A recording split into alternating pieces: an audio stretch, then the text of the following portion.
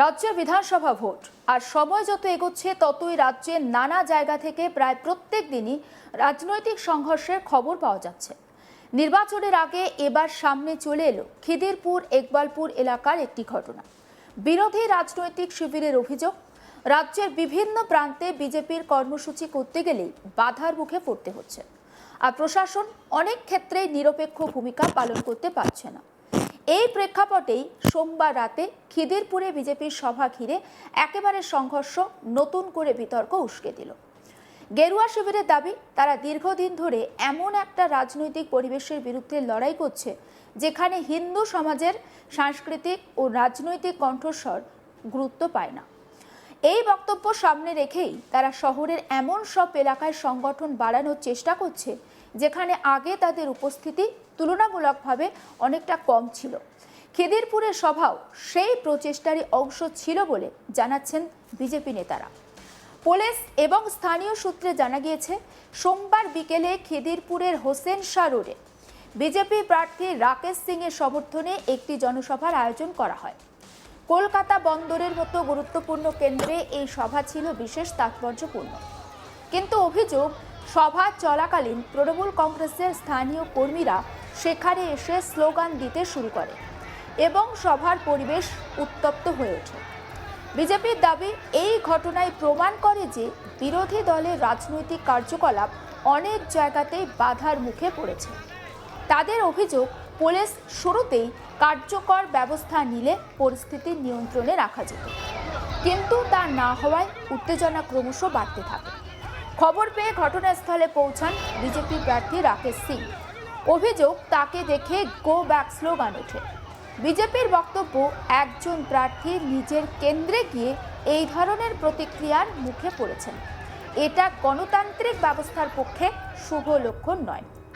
এরপর বিজেপি কর্মীরা ইকবালপুর থানার সামনে গিয়ে ধর্নায় বসেন। তাদের দাবি ছিল, যারা সভা ভাঙার চেষ্টা করেছে তাদের বিরুদ্ধে অবিলম্বে ব্যবস্থা নিতে হবে। কিন্তু কিছুক্ষণের মধ্যেই সেখানে তৃণমূল সমর্থকেরাও জড়ো হন এবং দুপক্ষের মধ্যে শুরু হয় স্লোগান যুদ্ধ, যা দ্রুত হাতাহাতি পর্যায়ে পৌঁছে যায়। এই সংঘর্ষে বিজেপি প্রার্থী রাকেশ সিং আহত হয়েছেন বলে দাবি করা হয়েছে। তাকে হাসপাতালে নিয়ে যাওয়া হয়, যদিও তার শারীরিক অবস্থা সম্পর্কে সরকারিভাবে বিস্তারিত কিছু জানানো হয়নি। ঘটনাকে কেন্দ্র করে রাজনৈতিক উত্তেজনা একেবারে তুঙ্গে ওঠে।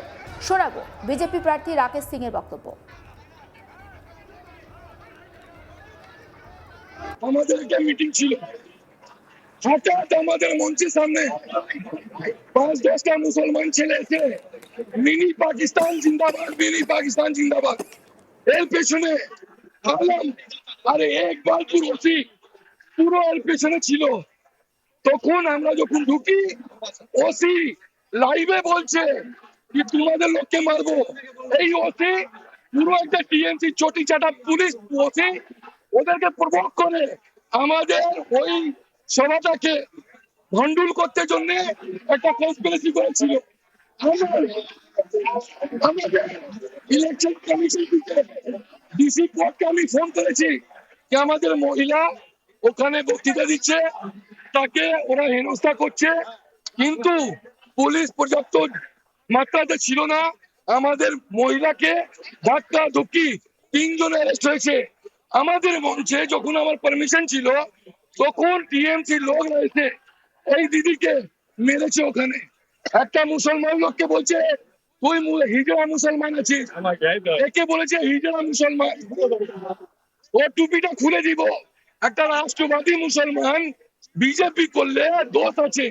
আর এরা নিজেকে মায়ের দুধ খেয়েছে কি কিসের দুধ খেয়েছে, খালি নোংরা নোংরা কথা, নোংরা নোংরা এইসব কথাটা বলে আমাদের মিটিং কে ভন্ডুল করেছে। আমরা যে অ্যারেস্ট হয়েছে তাকে দাবি করছি কি এর পেছনে যে মদত দিয়েছে তাকে সামনে নিয়ে আসা হোক। আমরাও মুসলিম আছি, বিজেপির সঙ্গে আছি, আমরাও মুসলমান,